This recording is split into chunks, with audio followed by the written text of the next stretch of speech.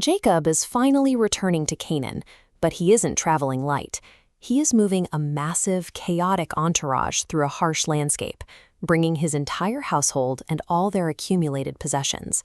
Hidden within that vast caravan is a serious theological problem. Members of his camp are secretly carrying strange gods, pagan idols they quietly packed away when leaving Padan Aram. God issues a direct command. Jacob must return to Bethel to fulfill a vow he made decades earlier, but he cannot carry these idols into a holy space. Jacob recognizes the conflict between the holy site and the objects his people have brought from abroad. He begins a total preparation of his household, demanding they strip away the old symbols before they set foot on sacred ground. Jacob takes decisive action.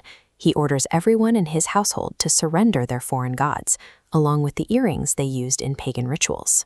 He gathers the contraband and buries it in the earth under an oak tree near Shechem. The purification yields an immediate result.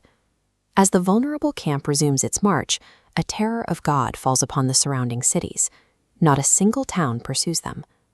By burying these items, Jacob attempts to leave the remnants of Padan Aram behind.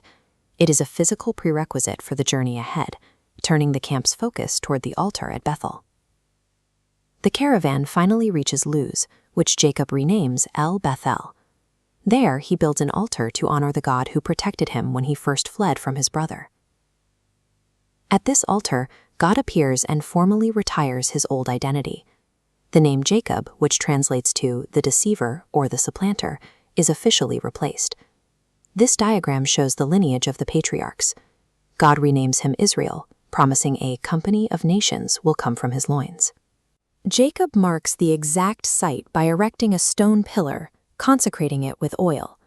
The abstract promises once made to Abraham and Isaac are now ratified as a concrete national blueprint.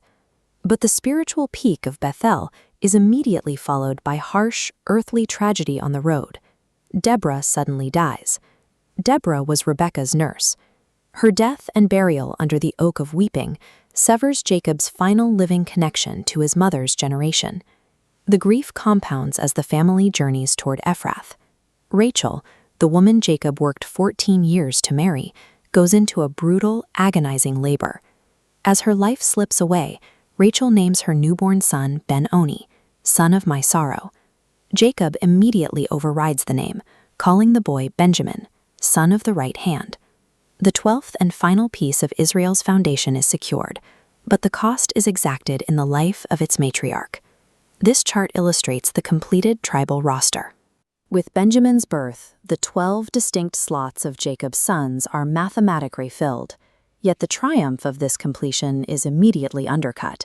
Reuben, the firstborn, commits an act of incest by sleeping with Bilhah, his father's concubine. The biblical text offers a chillingly brief reaction, and Israel heard it. The aging patriarch is now a passive observer as his children's sins begin to shape the family's future. The divine structure of the 12 tribes is firmly in place, but the humans occupying that structure are deeply, dangerously flawed. Jacob completes the final leg of his physical journey, arriving at Mamre in Hebron. His decades-long exile comes full circle as he returns to his father's home. Isaac's life comes to a close. He passes away at 180 years old, described in the text as simply old and full of days. Over the grave, a quiet moment of reconciliation. Esau and Jacob, whose bitter rivalry sparked this saga, stand side by side to bury their father. By burying the old gods, shedding his old name, and laying his father to rest, Jacob has completed his return. The foundations are set, and the focus now turns to the 12 sons who carry the weight of the name Israel.